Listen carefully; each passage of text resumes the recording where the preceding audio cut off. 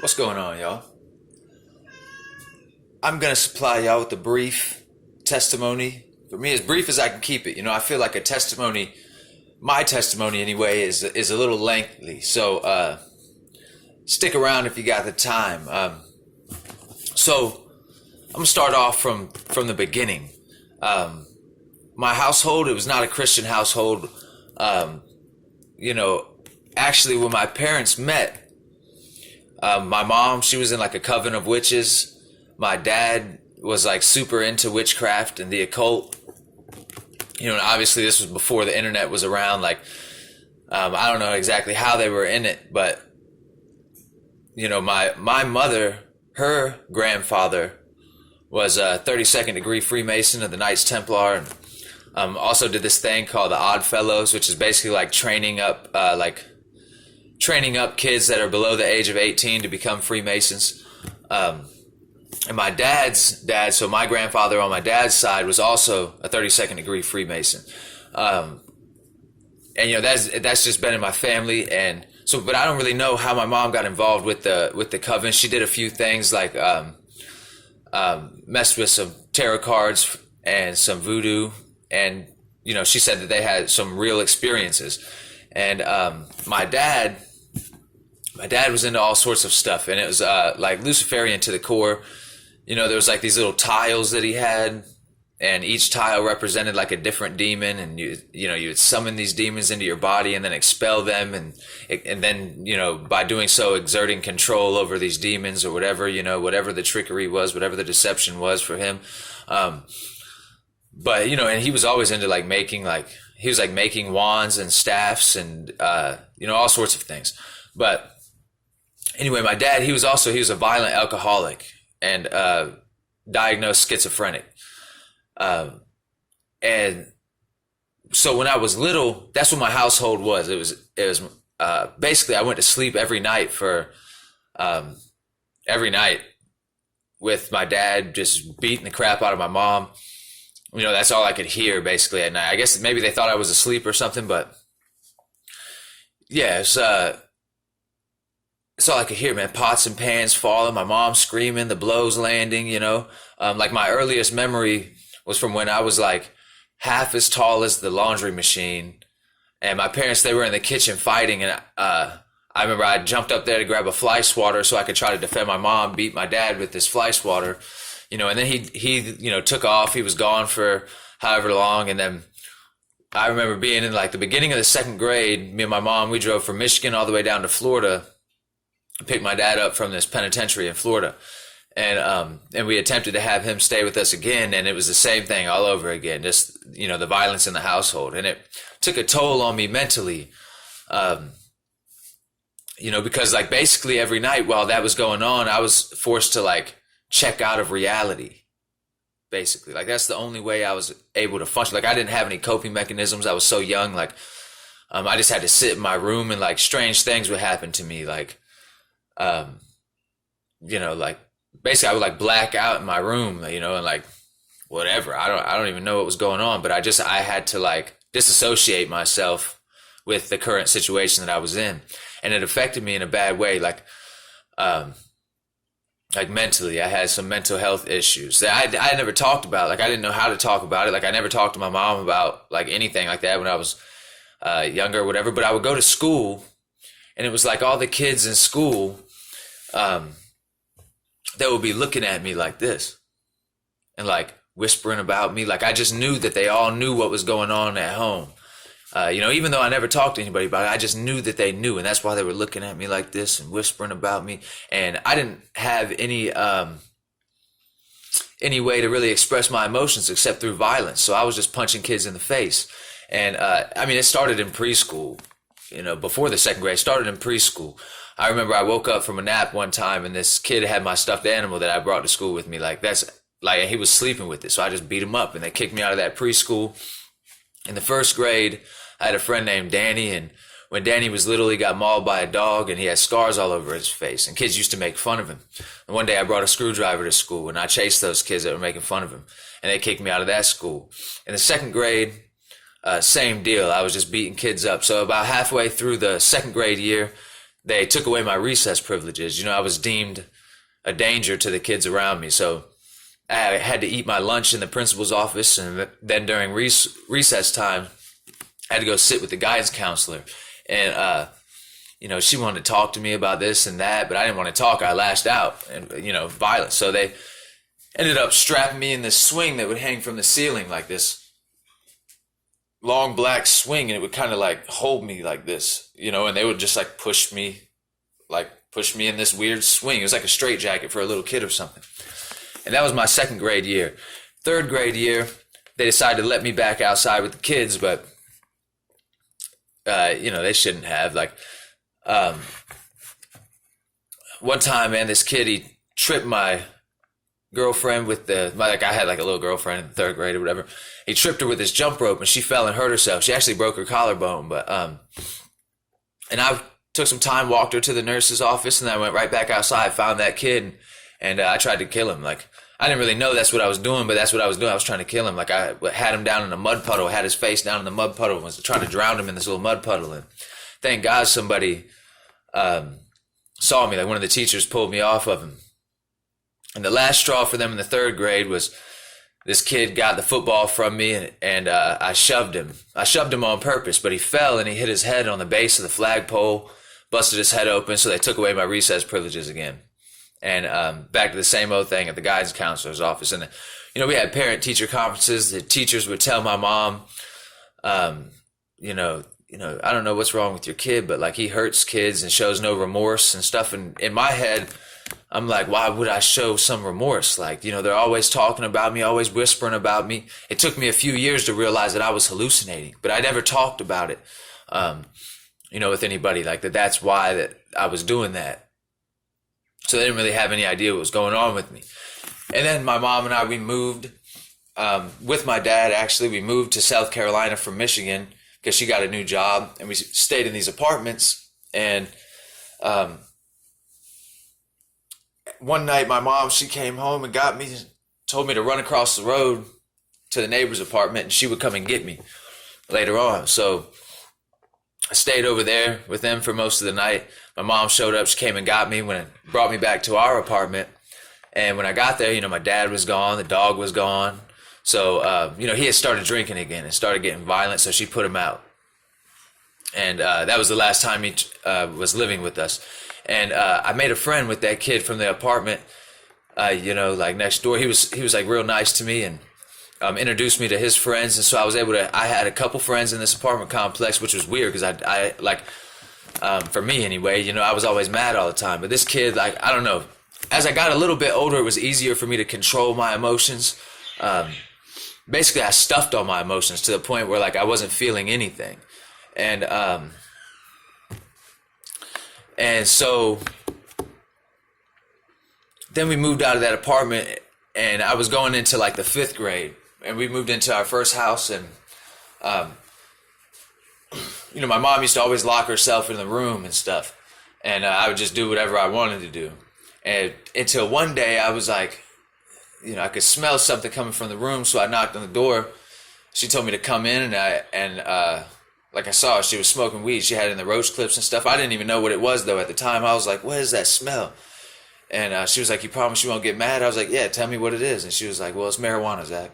And I acted like I was mad. I slammed the door. But then when I got to my room, I was like, dang, dude, this is cool. My mom smokes weed. Like I had another friend by this time, and he smoked weed, but I didn't. He was actually a year younger than me, but I had never experimented with it or anything. So, but I stole my mom's sack of weed, ended up going to this friend's house for like the whole weekend, and he had a couple older siblings that were like involved in drugs or whatever. And so that weekend, I smoked weed for the first time, but I didn't just smoke weed. Like I was drinking beer, smoking cigarettes. I sniffed my first line of cocaine, ate my first eighth of mushrooms. And it was off to the races. Like I fell in love with drugs. Like they took me out of my mind. Like, cause I was still having like these weird hallucinations, like people looking at me funny and stuff. But I thought they were just looking at me funny. So like I was changing everything about everything that I did, the way I walked, the way I was dressing. Like I remember begging my mom for certain clothes so I could fit in, so these people would stop looking at me funny and stuff. but I didn't know it, but I was schizoaffective basically. Like I showed all different points of the spectrum for schizophrenia. Um, but so I got real into drugs at like 13, but by the time I was like 15, I was like on it. I was like doing whatever drugs anybody had. I had all the wrong friends. I was gang affiliated and running around and,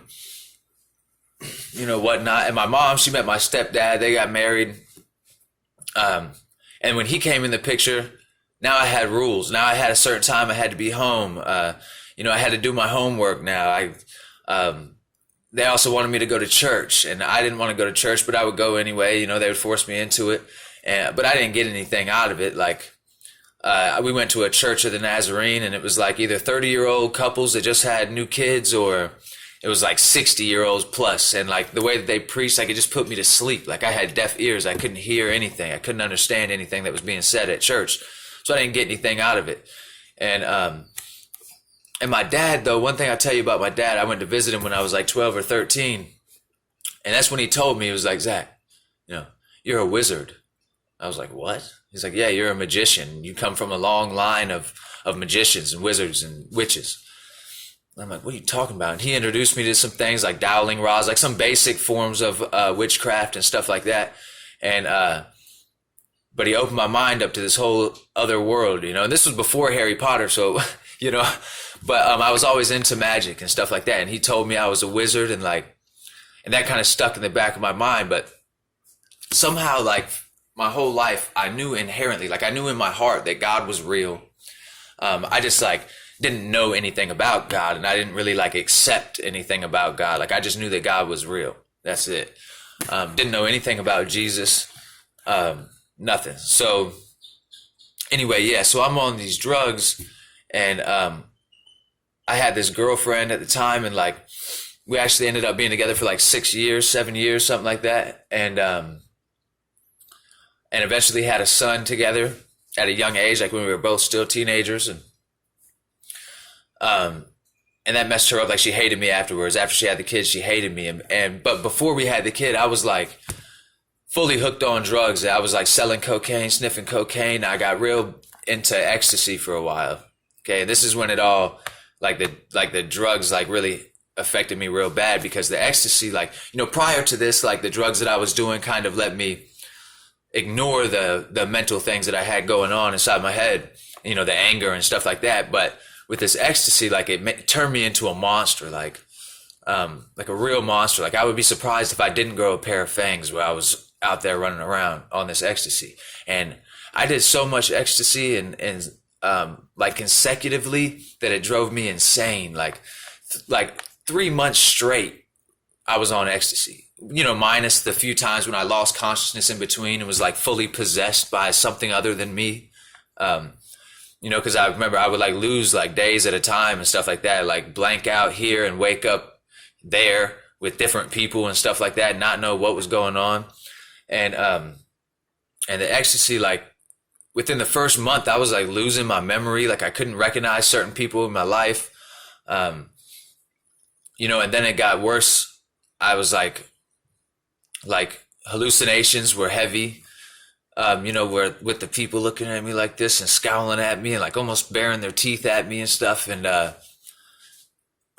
it was freaking me out, but I was like, oh, whatever. But I was always kind of like into that kind of stuff. Like I loved like hallucinogenic drugs, like anything that made reality not what it was supposed to be. Like that's what I wanted.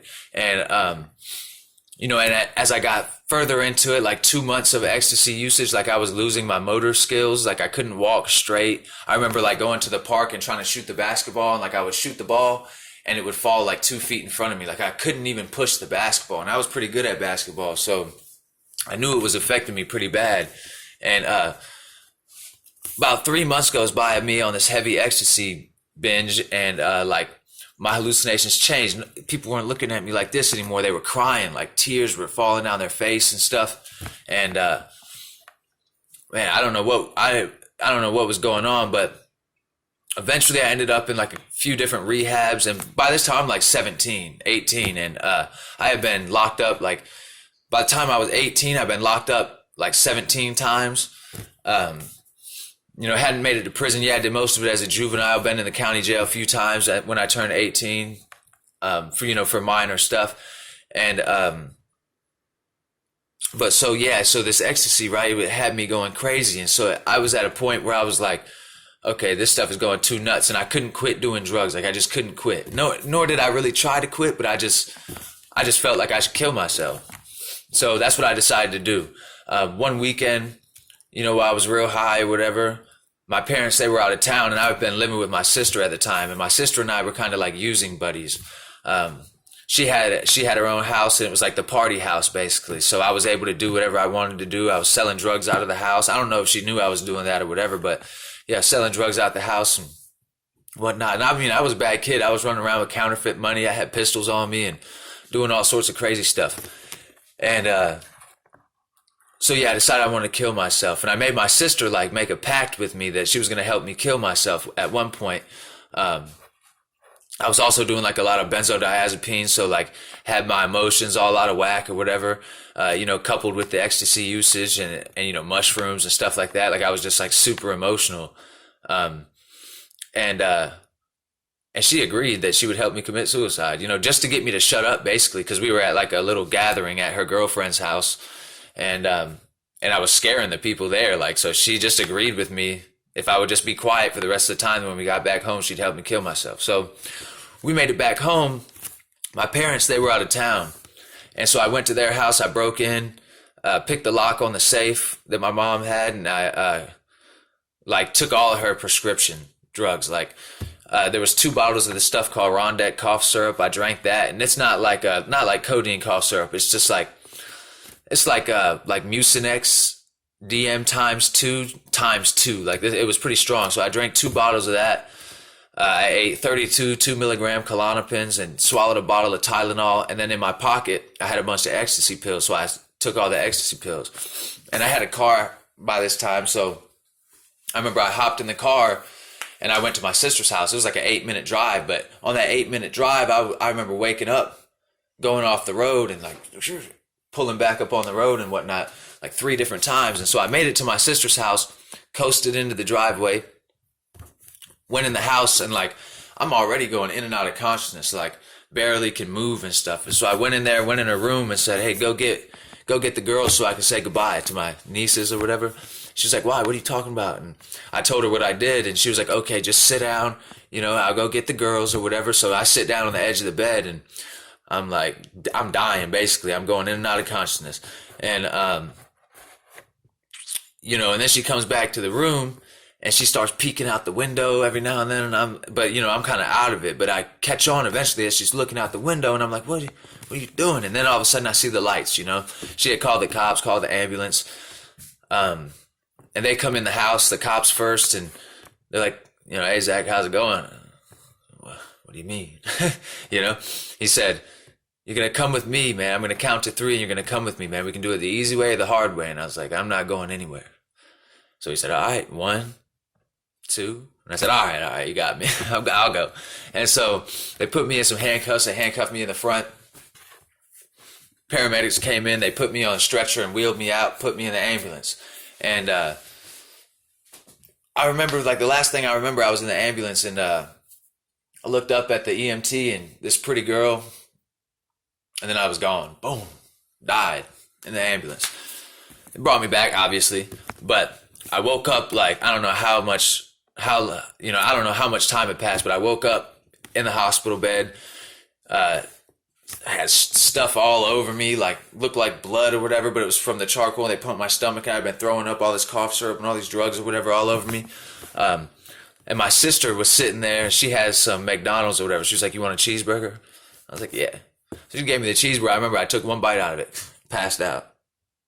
I woke up, however much longer later, still with the cheeseburger plastered to my face like this. So I woke up like, ugh, threw that out of there, looked around, nobody was in there. I was like, dude, I got to get out of here. So I get up to go walk out, right? Get yanked back. I got IVs all over me, catheter in me. So I yank out all these IVs, and I'm standing here, and I'm like 17 or 18 at this time. I'm pulling the catheter. It's not coming out. All the nurses rush in there.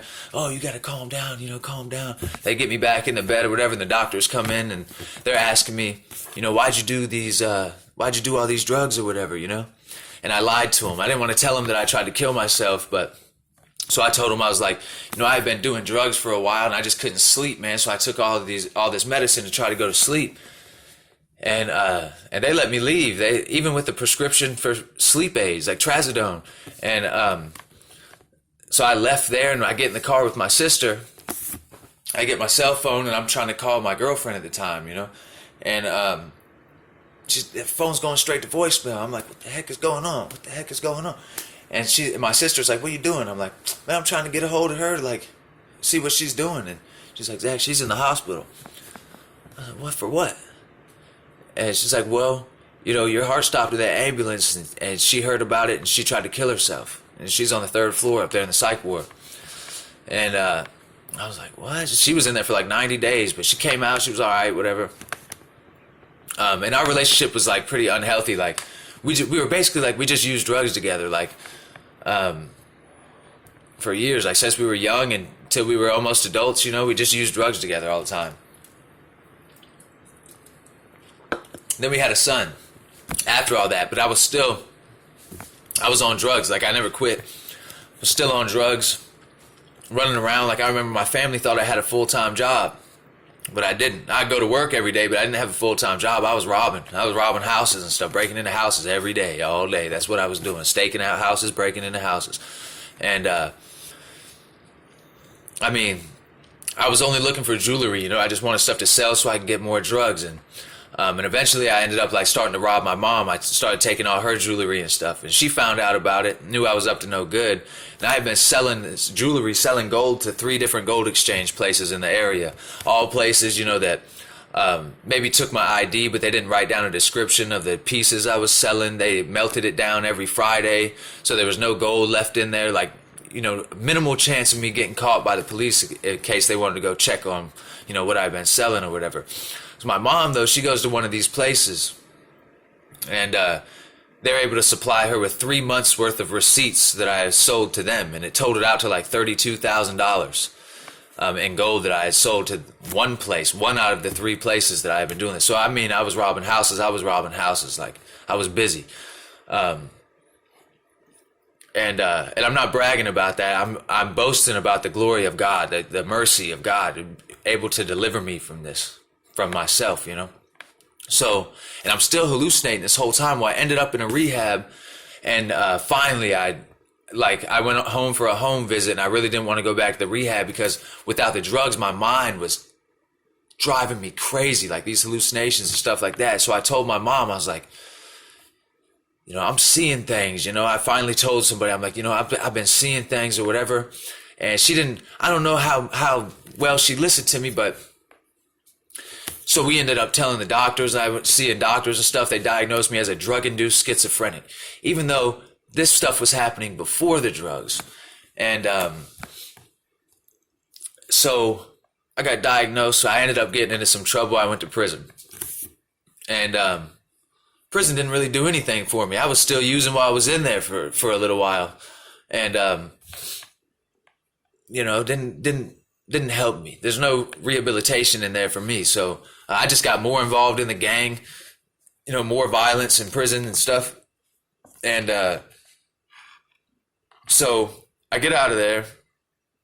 When I get out, though, while I'm still in there, the girl that I had my son with, she wrote me a letter, like the first letter that she wrote me the whole time I was in there. And it was like 2 months before I was getting out. And it was like, I met this man, Zach, and he showed me what true love is. And, I just realized you could never give me that. She was right. I could never give her that. But so I was just like, man, there's no reason for me to stick around here in South Carolina. And while I was in there, my parents, they moved to Florida. So I was like, whatever, when I get out, I'm going to Florida. My mom extended me this invitation. I couldn't live with her, but she would put me in a hotel room until I got a job, got on my feet or whatever. And, but so I go to Florida, and like within 2 weeks, man, I'm right back at it. I'm out there, smoking crack. I wasn't doing anything else. I was just smoking crack, smoking K2, weed or whatever I could find. And eventually it turned into like, intravenous drug use. I was shooting heroin and shooting cocaine, and I was running around like with girls that were prostitutes. I was like, bringing business to them, and eventually, like, I even started prostituting myself out. Like, it was rough down there in Florida for me. Still robbing people. Like, that's what me and the girls started off doing. We started off just robbing people, and then it turned into like where she was prostituting and stuff like that. And so that was my, I think, like a whole year I was down there just homeless, running around on the street with these girls and stuff. And then the other year that I was in Florida, I was in jail. I got into some more trouble, caught 3 more felonies, and sat in the county jail for a year for that. And so that's just a little bit of my backstory. Now, while I was in jail in Florida, I met 2 guys, right? First guy, real nice dude, like, we were like workout partners and stuff, and he put me onto this book, right? It was called The Ancient Secret of the Flower of Life.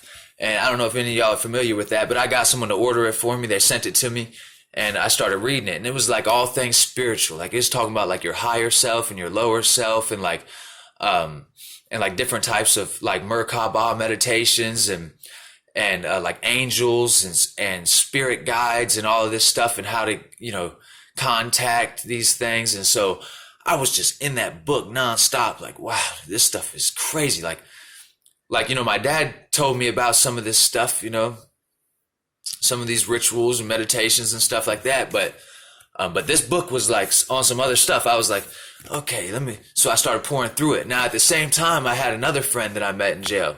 His name was Ruben Rosario. I haven't been able to find this guy since I got out, but he helped like save my life or whatever. He was a Christian. And, but he didn't like force anything on me. He just loved me. He just loved me. Like he'd just laugh with me, cry with me, whatever. Like he just loved on me. And, real good guy, He was a DJ for a little bit. Like, he was just like he had this huge personality, and he was just full of love. Like, never had any problems with anyone, and like everyone liked him and stuff. But he was like low key, whatever. And he was like my best friend. One of the only people in my whole life that like never looked at me funny when I told him all my deepest, darkest secrets. He'd just smile at me and be like, wow, man, God loves you, type of thing, like that. He was that type of guy. And I enjoyed the time I spent with him. Like, we ended up getting real close. We were working close quarters with each other in the kitchen and stuff, and talking all the time. And so it got near to the end of my jail sentence, and I had a decision to make, right? Because I'm about to get out, but I don't really have anything in Florida, and I know that I'm just going to go right back to using drugs if I get out in Florida. And to be honest with you, I still wanted to use drugs. Like, I didn't want to. Like, while I was in there, I talked to people about it, and like, we made pacts with each other. You know how it goes in jail. Whoa, man, when we get out, we got to do this and that and this and that. We're not going to do any more drugs, whatever. But deep down, I did want to get high. Like, there was something that it still kept telling me in my mind I wanted to get high. And by this time, right, I had the kid. He was like 3 years old already. And while I was in prison the first time, I signed away my parental rights to the child. So I had these 3 options, right? Hold on. I'll get to those 3 options. So anyway, 2 weeks before my release date, I called my sister on the phone. And my sister, remember, this is the same sister that was kind of like a using buddy with me. Well, while I had been running around doing my own thing in a different state, going crazy, she overdosed on heroin. Actually overdosed on heroin in front of her 3 kids, and she got them all taken from her. And, I thank God that she was able to get herself right. She's back in contact with her kids. She's doing great. She's been off of drugs for like 6 or 7 years or something like that now. Like, she's doing amazing. And she had got off drugs. Like, by this time when I'm in this jail, she's been clean already for like 2 or 3 years or something. She's got her own place and working on getting contact with her kids and stuff. So, and she's the only one that really like always answered my phone calls. And before I even went to jail, I would call my sister at like 2 o'clock in the morning while I'm running the streets, crying, telling her I didn't want to do this stuff anymore. It's so, it's so hard for me. I was emotionally torn up and stuff. And so I called her 2 weeks before my projected release date, and she offered me a room in her house. She told me only under 2 conditions could I go there and live with her. First one was I could never use drugs. Not once. I couldn't drink, no drugs, nothing. And the second condition was I had to go to a Narcotics Anonymous meeting every day. One meeting every day. And she would take me. She went to meetings every day. And she still does go to meetings every day. But, so, I was like, okay, I'll think about it. Inside I was excited, but something else was telling me I still wanted to use drugs. Like I wanted to get out for a week and get high and then go to Texas to live with my sister. So I had 3 options at this time. I could get out of jail, stay in Florida, and do my own thing and try to get on my feet. But we all know how that went the first time, you know what I mean? It didn't work out. So my second option was I could go back to the Carolinas where, that girl and the kid are, and I could be close to my son, but I would still be homeless. But at least I would be close to my son, right? Now my third option was I could go live with my sister in Texas. And when I called her on the phone that night, she was at an NA meeting, and there was a lot of people there. And I was like, hey, do me a favor. See if you can get these people to write on index cards and send me this stuff in the mail. Postcards, send it to me in the mail, like just words of encouragement and stuff like that. Like I need that before I get out, whatever my decision is, wherever I end up going, I'm going to need some words of encouragement. And she did. Like over the next few days, she got like 70 people to write me postcards. Like when I got the mail, it was the first time I got mail, stacked like this. And people were like, whoa, bro, somebody loves you. Like who sent you all them postcards or whatever? Because in this facility, we weren't allowed to get letters. We only got postcards. And I was like, hey, bro, I don't even know these people. Come read it. So I ended up in the room and these postcards were like, man, I love you. God loves you. I've been there where you're at. If I can make it out of this, you can make it out of it and stuff like God was really using these people to get to me and stuff. And, they sent me so many words of encouragement. And I ended up passing the postcards out to everyone. Like I had a line of people just passing postcards. Everybody just like this. Just passing them down the line. And, and it was crazy. So, but anyway, I got off the phone with my sister right after she offered me a place to live, and I wanted to tell somebody about it. I didn't want to just tell anybody. I wanted to tell this guy, Ruben Rosario, my Christian friend that I made while I was in jail. I wanted to tell him about, my sister offering me this place to live. So I'm looking for him, though I can't find him. He's nowhere to be seen. Well, like I told you before, missed my mouth, my bad. But like I told you before, Ruben, he's Christian. So he was actually in this room conducting a little Bible study. He had about 5 guys in there. And I was like, man, I'm not going in there to listen to this Bible study, man. I was like, I'm going to go in there and I'm just going to tell Ruben about this real quick. So I went in there, me, my arrogant, prideful self, opened the door, went in there, and I interrupted. I started talking to him. Hey, man, Ruben, man, guess what? And he's like, hey, don't you see what's going on in here? I'm doing a Bible study, man. Sit down. And I was like, what? Because he had never been like that with me. Never been stern. Never, I don't know. It was weird the way, but the way he said it, I was like, all right, bro. And I just sat down in there for the Bible study. I don't know what happened, but normally I would have reacted in anger. When someone tells me, don't you see what's going on, man? Sit down. And I was like, but this time I'm just like, yes, sir. I sat down I wasn't messing with him. I don't know what it was, man. I guess God was speaking through and told me to sit my butt down in there. So I sat down, but I sat down right next to the door. And my thought process immediately was like, all right, I'm going to sit through this. But as soon as we're done, I'm going to leave out the door with Ruben and I'm going to tell him about this, about what my sister said. So, but something happened in that Bible study. He was talking about the crucifixion of Jesus. And but he's not in a setting like you would be in the church. He's allowed to say what he wants to say. He's allowed to be real in there. And he told me a different version of this story that I never got from any church when I was growing up. Nothing. It was gruesome. He didn't spare any of the details. He told us how bad it was. The people spitting on him, punching him, throwing rocks on him, nailing the thorns into his head and dragging him through the street with the, having him carry his own cross, with people kicking his feet out from under him. And, he's hitting his head on the ground. And by the time he was done being crucified, he wasn't even recognizable as a man anymore. He just looked like some hanging flesh. His flesh was filleted off of his body because they had been whipping him so much, and bloody and bleeding and crying. And I was like, is this the same Jesus that I heard about growing up? Like, is this the same story? Because I've never heard it like this, you know? And it hit me in a weird way. Like something he said, man, like I related because, you know, for God so loved the world, he gave his only begotten son. I felt like I had one son that I sacrificed to the world, right? My son, that I signed away his parental rights and stuff. I felt like I sacrificed my son.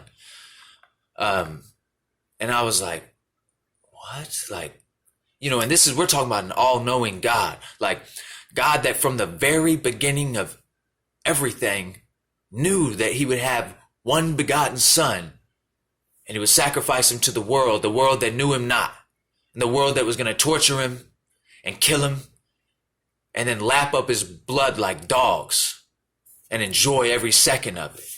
And it hit me that if I would have been alive in those times, I would have been one of the people in the crowd throwing rocks, spitting on him, mocking Jesus, like, you know what I mean? Kicking his feet out from under him while he's trying to carry the cross and stuff. I would have been one of those people. Like, I couldn't lie about it. Like, I had been like evil my whole life. Like something happened, like something with my dad. Like at some point in my life, I realized like I was like delusional, you know, right, from the schizophrenia. And I was like thinking in my head, like that my father, my earthly father, was like Satan himself, you know, or possessed by Satan himself, and passed on this genetic mark of the beast to me and this sickness that I had. And I just knew I was evil. Like I knew I was wicked. I knew there was no good inside of me. Like maybe I had the potential for good, but there was none, it wasn't really there. Like, and anyway, that Bible study, man, it really hit home with me. Like I could in some ways like relate to God, and I felt bad. Like all the things I had ever done, like all the bad stuff I had ever done, I didn't just do it to me. I did it to God. Like, you know, God is with each one of us all the time, sees everything that we're doing, and he weeps as you sin. Like, and it hit me hard, man. So, and at the end of the Bible study, Ruben was like, now, if you guys have never done this, if you've never prayed for forgiveness from God, it's the most important thing that you could do in your entire life. And I suggest you hit your bed after this Bible study and you pray to God. And that's what I did. I went straight to the bed. Now, in this facility, we're in 6-man cells, so I got 5 roommates. But I'm in there crying in my bed. I'm underneath my sheets, you know, just bawling, like audibly, like, you know, the whole sobbing and stuff. Like, dude, I was hit hard by Jesus. Like, something hit me. My roommates, I could hear them talking. Man, he's sick. Man, he's depressed. You know, what's wrong with Zach? You know, because, you know, I was like a tough guy or whatever. They're like, man, he's sick. They didn't know what was going on with me, man. I was crying to God, like, and I'm praying this whole time. I'm like, and I'm not praying like, Father, please forgive me for my sins or whatever. I'm like, God, I'm sorry that I exist. Like, I'm sorry that with my whole existence, I've done nothing but harm you and harm people, harm myself, you know, and I'm so sorry. I felt shame in my existence as a human being. And also I could relate, you know, with the son thing. Like me, I sacrificed my son to the world. That's how I felt. And, so I really could relate. And so I was telling God, like, dude, I'm so sorry that you had to go through this. Like, I'm so sorry you had to give up your son to that cross and to these evil people, you know? And, I felt bad, man. It took me like 2 hours of crying. I was crying for like 2 hours, and then something happened to me. Something happened, man. Like, I still struggle to explain it, but I came later to find out it was the Holy Spirit. The Holy Spirit came to me, and all of a sudden, my eyes dried up, and I felt something I had never felt before. And that was peace. Felt peace, like a supernatural peace. I felt joy. I felt love. I didn't feel love. I felt loved. I felt forgiven. Like somehow I was forgiven, like supernaturally, like God forgave me, and it like allowed me to forgive myself. And, it was the strangest experience, man. Like to have my heart was cleared of guilt, like wiped it all away in like boom, it took like just a split second and everything changed. And I was like, whoa, what's going on? Now I'm smiling, everybody else is already asleep by this time. But I'm up. I'm like, whoa, what is going on here? And so I continued to pray for like another 30 minutes. I prayed until I went to sleep. And I asked God, I said, God, I need a sign from you. Not a sign that God was real, because I just found out that God was real, okay? Through this supernatural experience I had with the Holy Spirit, I found out that God was real. So I'm not asking for a sign if God was real. I'm asking for a sign, like I need guidance. What should I do? Because I get out of here in less than 2 weeks now. And, I got these 3 options. I could stay here in Florida, go back to the Carolinas, or go stay with my sister. And I just prayed, man, I need a sign. Can you give me a sign? Can you please tell me what I'm supposed to do with my life? Because I'm lost. I don't know what to do. Matter of fact, as I say I'm lost, I have lost the word tattooed on me at least twice on my body, because I was making rap music for a while. That was like my moniker. That was my stage name, was Lost. And I just knew I was lost. My whole life I was lost. So I asked God to guide me, show me the way, And so then I passed out, went to sleep. And let me explain this to you real quick. I was in a cell block, it's called D block. So I'm in D block, and but there's an A side and a B side to the pod. I was on B side. So when the newspapers come in, when the mail comes in, well, not the mail, but when the newspapers come in, okay, the newspaper that comes out today goes to A side first, and they get it for the entire day. And then when that day's over, they send the newspaper to B side. So we get the newspaper a day late. Okay. So I wake up in the morning, and my roommate's already up. One of my roommates, he's already up, and he's on the bottom bunk over there. He's reading through the newspaper. And I'm like, hey, man, can I see that newspaper when you're done? And he's like, yeah, sure. So he gets done with it, passes it to me. Now, remember, this newspaper that I got this morning it actually came out the morning, like yesterday morning. So I knew I was getting the newspaper a day late. But so that newspaper came out the morning of the day that I called and talked to my sister on the phone, and she was at an NA meeting with a bunch of people. And then I went into the Bible study, and then I prayed, and I was touched by God. So, and let me tell you something about the Holy Spirit. Like the Holy Spirit, it's passive. It was passive for me. It doesn't take any glory away from God the Father. Like it does something. It's like passive. It heals you, but lets you know that it's from God. I don't know, it's weird. But anyway, so I asked for the newspaper, it gives me the newspaper, and I'm trying to find the horoscopes, because I'm like, I asked God for this sign, let me get these horoscopes. And pause, I know that a lot of people say horoscopes and stuff like that, they're evil, it's witchcraft. Let me tell you something about witchcraft. I know a little bit about witchcraft, okay, just from my upbringing. Horoscopes, they're not witchcraft. I tell you when it turns into witchcraft is when you start using a horoscope every day, and that dictates your path in life, just like anything else. Like if you are scared of a horoscope, you should be real scared of your TV. You should be real scared of your social media accounts, because that stuff's dictating your everyday decisions every day. You're being brainwashed. Spells are put on you. You've been spellbound by all this technology and stuff. So me searching for an answer from God in a horoscope is not witchcraft. It would be witchcraft if I used a horoscope every day to determine my life path, basically, or if I'm in contact with psychics and based on their readings, that's affecting me, because I give power to the horoscope. I give power to the psychic. I give power to my TV. That's witchcraft in a low form. So anyway, I get the horoscopes, right?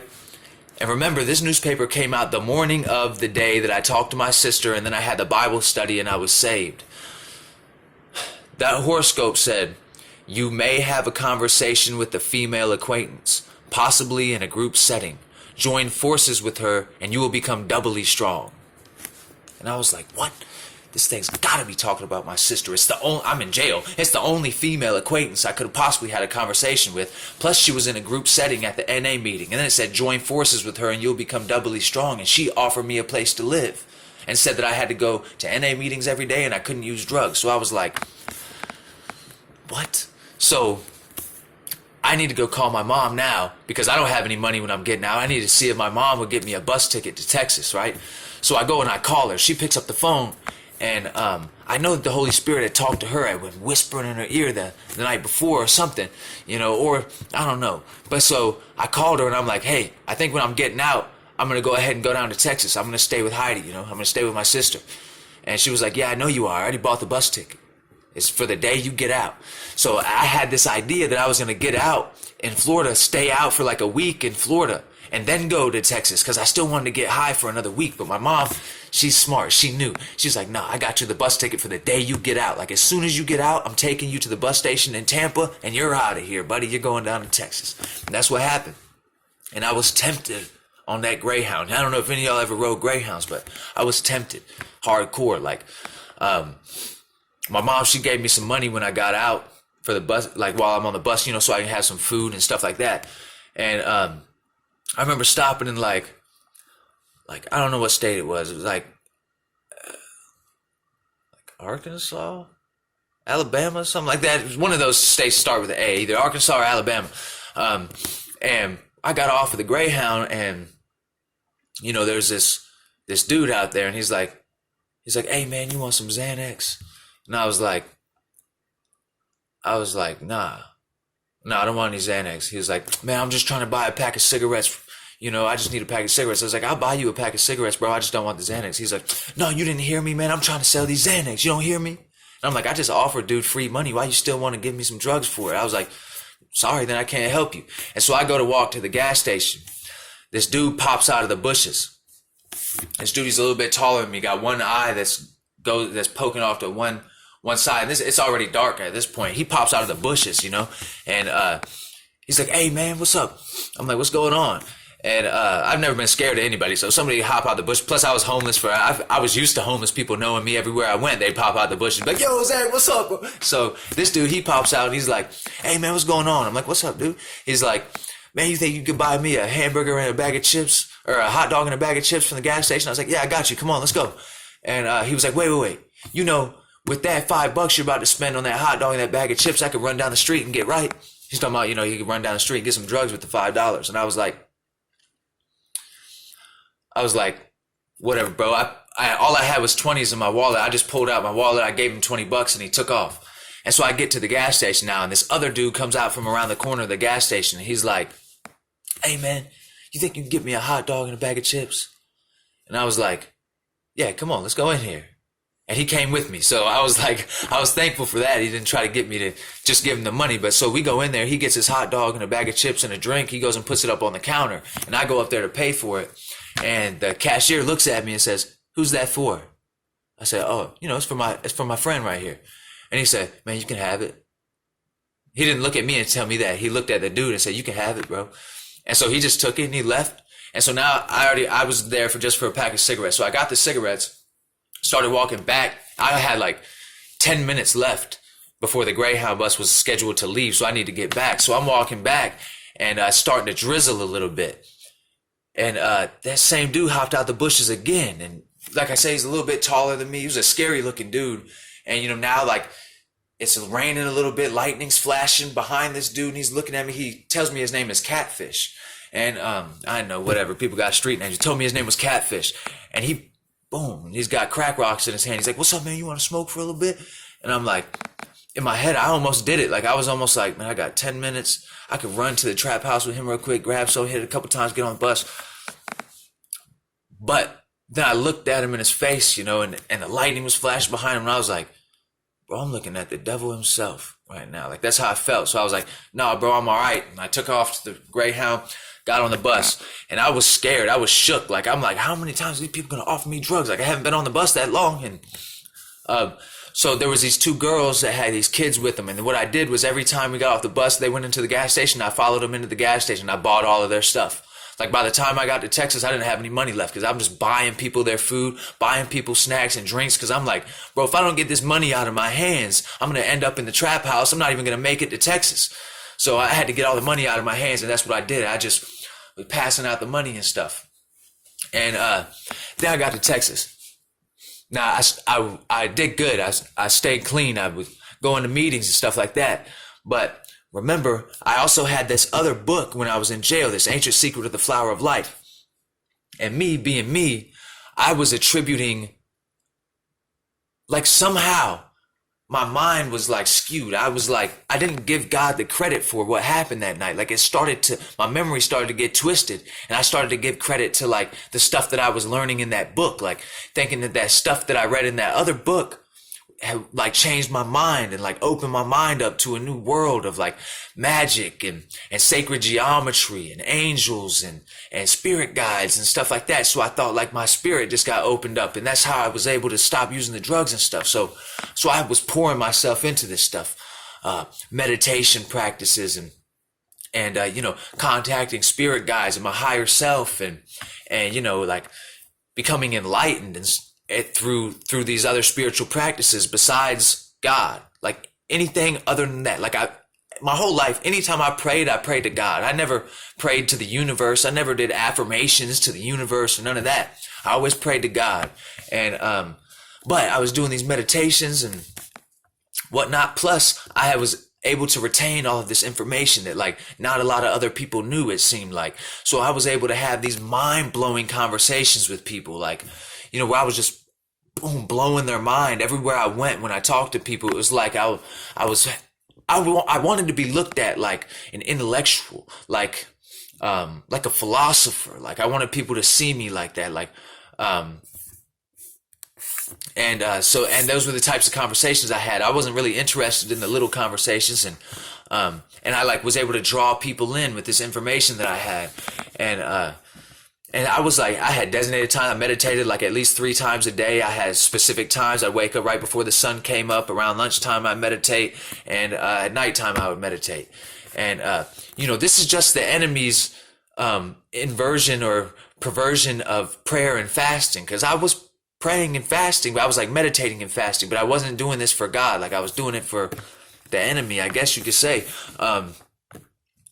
And I was into that for some time, it led me into like conspiracy theories, and I got real big into that. And then I found, this stuff about the law of attraction, and I was like, man, y'all don't know what you're talking about, the law of attraction, because, with my family background, my dad being all into this, witchcraft and the occult and stuff like that, I knew a little bit about some things like lucid dreaming and astral projection and manifesting and stuff like that. So, but then I found the law of attraction. I'm like, all right, let's give it a go with my skill set plus adding in this skill set. Let's see what can happen. And very quickly things started to happen, like, the synchronistic events and, like almost instant manifestation. Like I would be needing something, wanting something, and it would happen for me. Like whatever it was, the money and stuff. One thing I could not get was a job, right? Because I wasn't really trying for a job. I had a nice little setup. I didn't have to work. I was making music, so that's what I did. I just sat in my little studio all day. And I started getting out the house more because I met this girl. And now, in the meantime, okay, so anyway, yeah, I'll keep going. So I met this girl, and like it was like an immediate thing for me, like an immediate attraction for me. Like when I saw her, I was like, man, who is that? You know what I mean? And I've always been the type to love fast and love hard anyway, but I saw this girl, and I was like immediately drawn in, and she was drawn to me as well because I had this intellectual side to me, this spiritual information or whatever. I think she was just into me because she's never really been into the spiritual things like that. But so anyway, yeah, I met this girl and we just clicked. Like we became like best friends instantly. I fell in love with her within like 3 months, but I wanted to tell this girl I loved her and stuff. And this girl I met, we're actually having a baby next month. We're getting married. But anyway, so her and I, we move on forward with our relationship. We end up living together in this apartment together. And one morning I woke up and I had all these missed calls from people that don't normally call me. Like, they don't call me that much. Like I had like 6 missed calls from my sister, like 4 missed calls from my mom. I'm like, what's going on? Because this is when I woke up. It's like 7 o'clock in the morning or something. So called my mom back and she's like, Zach, did you hear what happened? I'm like, no, what happened? And she says, man, Jessica is dead. And I'm like, what? That's my son's mom. I was like, what? What do you mean, man? And I knew it in my heart immediately that she had overdosed or whatever. She did. She overdosed on heroin. So now my son doesn't have any parents. And that hit me hard, man. Like I dropped everything. I was fortunate enough to be able to drop everything I was doing, and I made it to her funeral and stuff. And after that, like, I was in contact with my son again. Like, I was able to, I FaceTimed him every day. We played a video game every day. But I was still into these weird things. Like, I completely forgot about God saving my life. You know, I completely forgot about it. And I got into the new age stuff, like all the meditations and the law of attraction and lucid dreaming. I was astral projecting and whatnot. And I'm telling you that through this stuff, man, I opened myself up to this spiritual realm of life that, like, is very real. But it's also very demonic. Like, and at one point, I was like, I wasn't possessed, but I was heavily influenced by demons. Like, I tell you, things like, you know, through this road to enlightenment type of deal. Like, you know, I was getting all this information, having all these revelations of life, and like seeing things like, you know, the glitches in the matrix. And I started to be able to look at people's faces, and like their face would start to like change and morph and turn into, like, you know, like who they were in a past life or whatever. You know what I mean? But in reality, that's not what was going on. I was like starting to see demons. Like, I was starting to see into the spiritual and stuff. And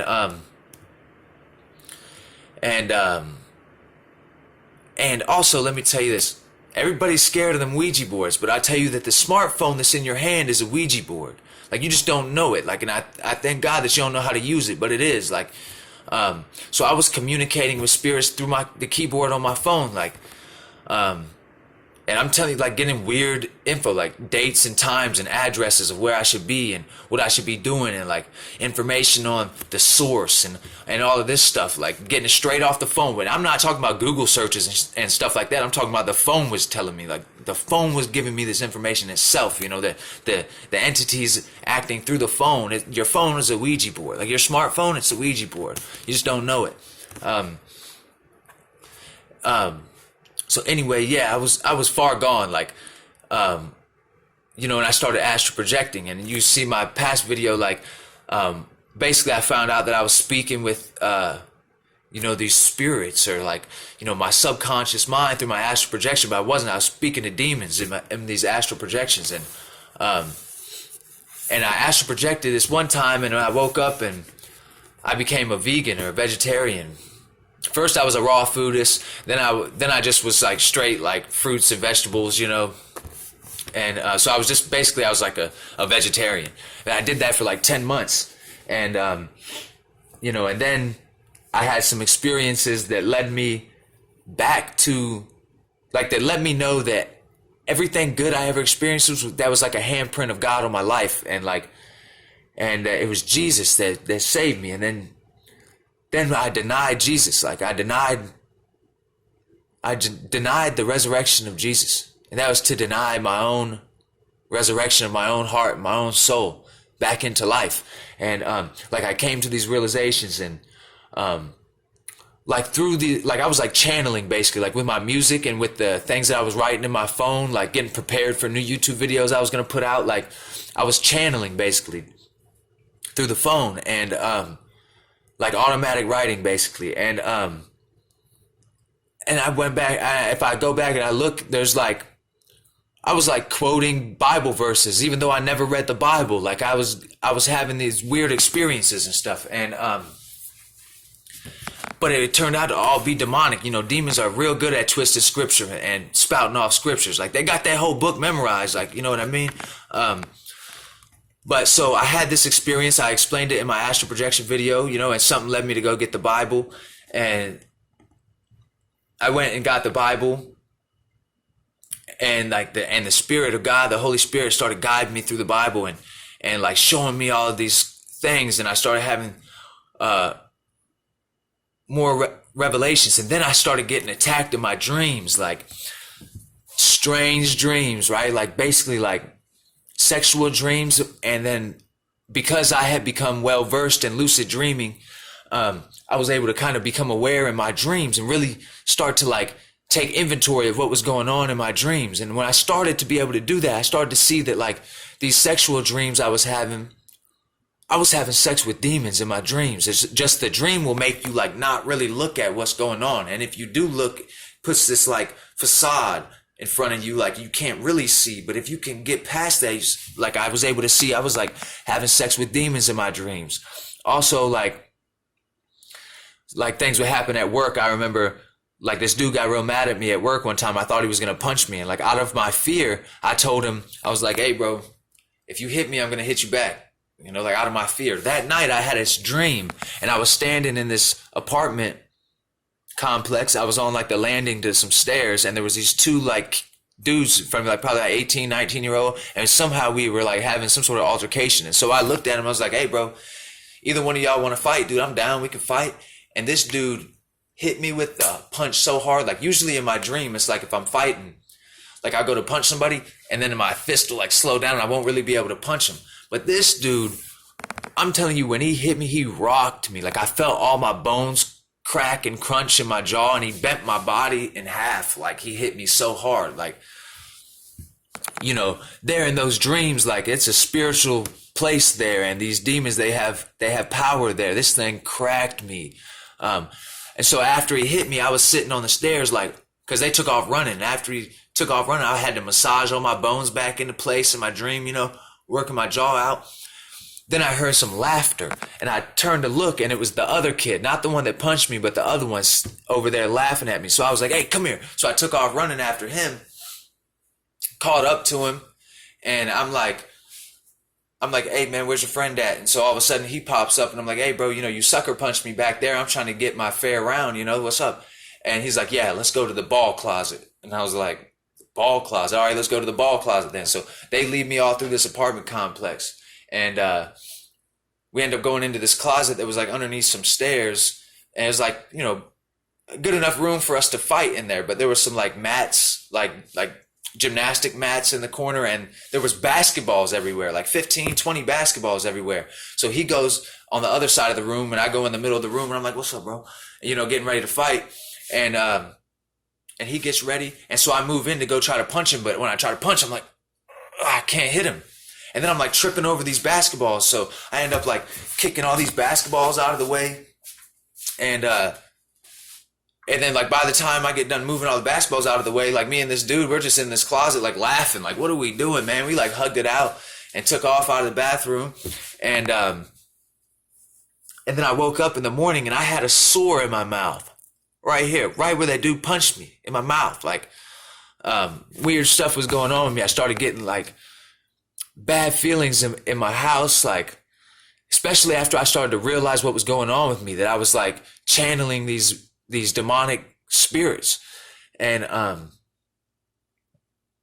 it's so crazy because like, especially in this new age movement, like we like to think we got it all figured out. Right.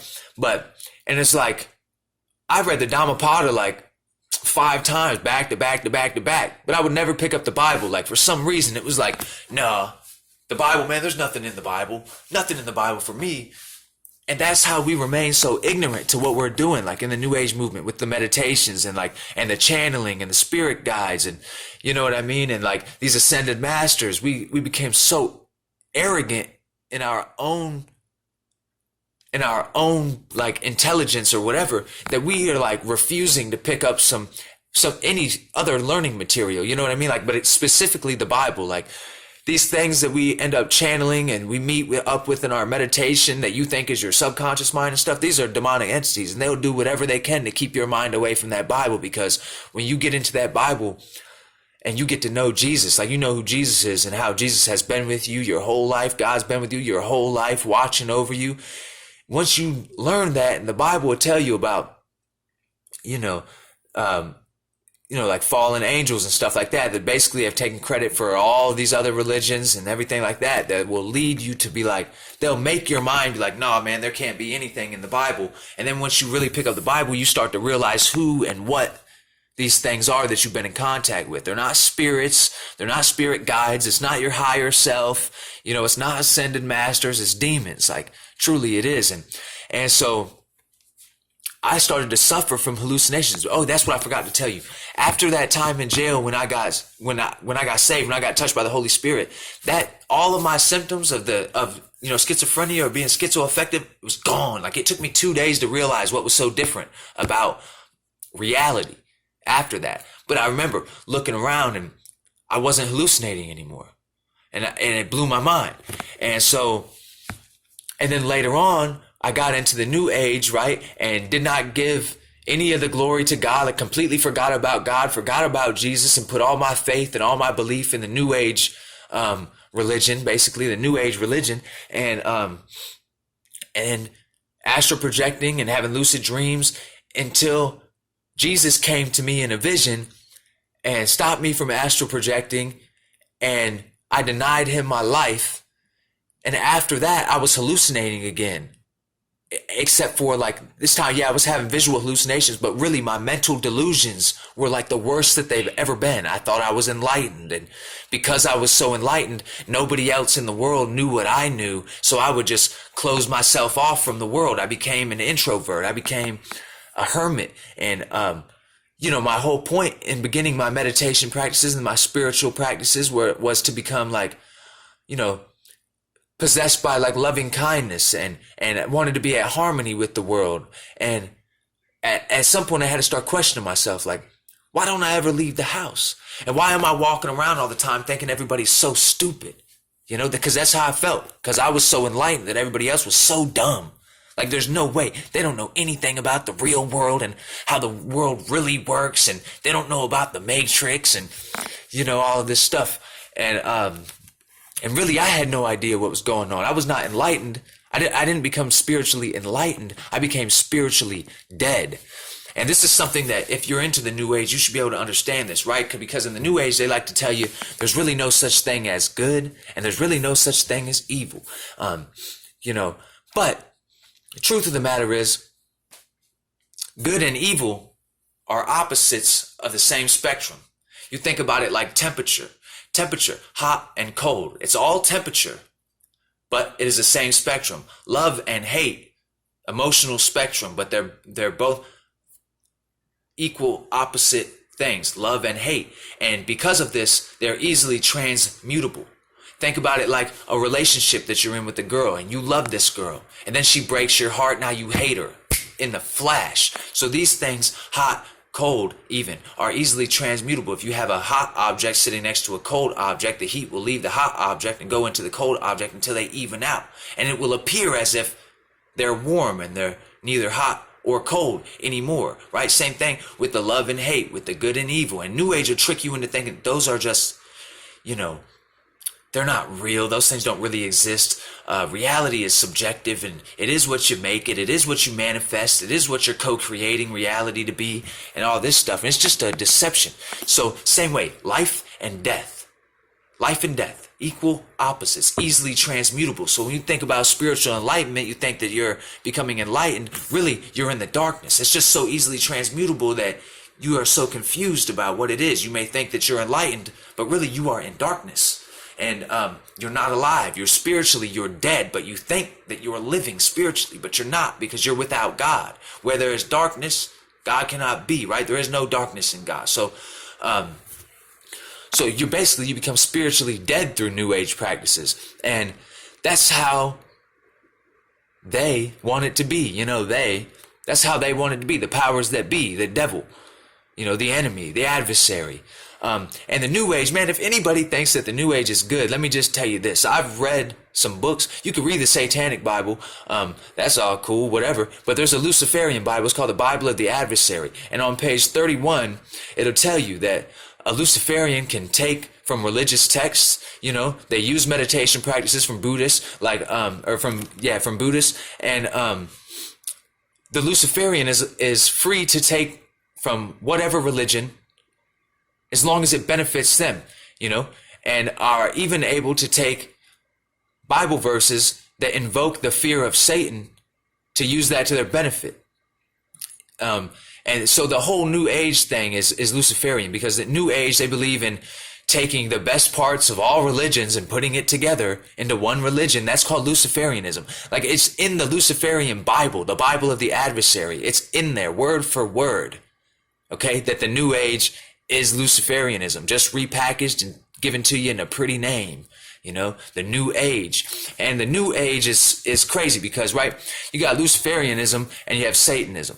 Well, Satanists worship Satan as a deity. Luciferians do not. Luciferians do not bow down to anything. Anyone that bows down to something is weak and needs to be eliminated to a Luciferian. So, you're to bow down to nothing. You're to rise up and be your own God if you're a Luciferian. And that's what the New Age is about. You know, they teach you that you are God. And so I tell you that the New Age, there's a false God that runs the New Age, and it's called self. Okay? So that's this New Age. Every age has a false God. There's always one real God. God. Jesus Christ. But there's a false God that rules through every age. You know, that heralds in an age and then heralds out the age, and there's a false God that is present through all of that. This age, this New Age, is called self. And anyway, man, I know it seems like I brag and boast about some of that stuff that I did in the past. I'm not. I'm just bragging and boasting about the power of God and the grace of God, the mercy of Jesus Christ, that could only be Jesus that delivered an individual like me from the practices that I was involved in. Like, only. And I thank God that he saved me and that he was with me forever. Like, I can look back now, you know, that saying hindsight is 20/20. I can look back on my life now and see how God had never left me. God was always there with me, and God is always with you. And if you just seek his face, you will find it, you know. But don't get caught up in New Age stuff. Always give credit to God. Always give the glory to God, or else you'll become lost like me. Also, let me touch on this. Another part of my testimony. I went over it briefly in the last video I did about how I had this vision of Jesus, and Jesus asked me, did I want to die? And I denied Jesus my life. And through that experience, I learned that Jesus had just showed me how I was going to die, a heart attack in my sleep. And it made sense to me. Immediately when I woke up, I had revelations. I had convictions about how I was going to die in my sleep of a heart attack. Like, one of my first tattoos I got was a cross right over my heart. Okay. One of the next tattoos I got, this heart on my hand with a cross inside of it. I always knew. Something always knew that that's how it was going to go. And I was showed that through this vision from Jesus because I denied in my life. Anyway, man, there's a lot of coincidences in my life. I mean, not coincidences, but, you know, things like synchronicities that I was able to link up and see. Hindsight's 20/20. I was able to see how God was always with me, guide my every move. But anyway, sorry I bounced all around. You know, in this video, I just really felt like I needed to get all this stuff off my chest. And what I'm figuring out now is that the most important thing that we do for God, because God sacrificed his son. So what we need to do is become sacrifices. We need to become a living sacrifice. And the only way you do this is you start to bring yourself and you lay it on this altar. You sacrifice it. You got to crucify your flesh. There's temptations everywhere, right? The devil packages temptations. Watch this. The devil packages these temptations. Okay, and temptations, just like if you take a treat out of this bag, you empty the bag. So every temptation you take will leave you empty. And what you have to do is take these things that you think that you love. You don't really know what you love. You know what I'm saying? You haven't really experienced it if you don't have God. But God knows your heart's desires, because God is one who put those desires in your heart, true desires that you might not even have an idea about. So what we need to do is take these things that tempt us, we need to say no. And that's how you become a living sacrifice. You sacrifice yourself, the things that yourself, this false God self wants, and you put it on the altar. You give it to God, which means you don't touch it. It's God's. You don't touch it, whatever it is, whether it's, pornography, whether it's the video games, whether it's your TV show, whether it's your cigarettes, whether it's your marijuana, whether it's your alcohol or your cocaine or your heroin, you got to say no. Resist the devil and he shall flee from you. So you have to continuously resist resist. And that's how the devil knows you got God. That's how you let Jesus battle for you, you know? Anyway, man, I hope that you all continue to chase God, to fill yourself up with that living water, because that living water, that makes you that unstoppable force to make it to that immovable object called God. It's just like a bucket, man. You think of like a 50-gallon bucket. If you got an empty 50-gallon bucket, which is you, the vessel, you know, to be filled with things, you could be filled with the world. It's like being filled with nothing, things that don't matter, material things not of the Spirit of God, then you have nothing. So it's like an empty 50-gallon bucket. And an empty 50-gallon bucket, I can kick it and catapult it all the way across the yard. But if I fill it up with water, when I go kick it, I'm going to break my foot. That's how we become with God. Once we start getting filled up with this living water, the world can't just come through and kick us and knock us over and dump us out or put us where they want to or fill us up with whatever they want. We're already full. We're already full with the Spirit of God, the things of God. Anyway, man, I love God. I love Jesus. They saved my life. God saved my life multiple times. I don't even know. I'm unaware of how many times, you know, but I know that God has always been there for me, and I know that God has always been there for you. And if you're ever feeling kind of like lost, if you're ever feeling like you can't get in contact with God, it's not God that's doing that. It's your sin. And all you have to do is start fasting. You don't have to fast from food. You fast from your temptations. You have daily habits, things that you just love to do, certain habits that you're into, like certain shows and things like that. You just say no. You say no and you pray. Say no and pray. You know, and do it all with the intention of God. Put God in the forefront of your mind. Like, don't just say, oh, I'm not going to watch my show today. No, say, I'm not going to watch my show today for God, for you, God. I'm going to not watch that show. Like, God has to be in the forefront of your mind. You have to do everything that you do. You should be doing it for God. So, and that'll keep your mind right. Like, you know, what, you want to smoke some weed? You're going to smoke weed for God?